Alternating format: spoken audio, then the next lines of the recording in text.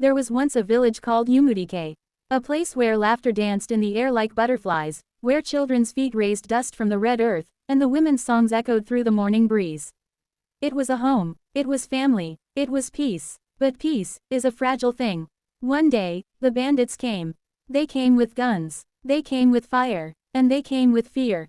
The markets grew silent, the drums stopped, even the birds flew away. The village that once sang began to cry. And slowly, the people disappeared into their houses, hiding from life itself. But in the quiet, one voice refused to be swallowed. Her name was Mama Nnenna. An old woman, small in size, but with the heart of a lioness. She called the women, she called the children, she said, "Fear does not protect a village. Unity does." And slowly, they began to listen. They began to gather. They began to remember who they were.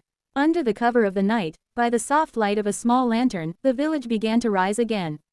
They prayed, they planned, they promised, never to let fear rule them again. They didn't have guns, they didn't have power, but they had each other. From that day, the people watched the roads. They guarded their homes. They sounded the gongs at the first sign of danger. No one was left alone. The hunters watched. The farmers watched. Even the children watched. A village, once scattered, now stood together like a wall. And when the bandits returned, they did not find a village shaking in fear. They found a village ready. A village that had risen. A village that refused to bow.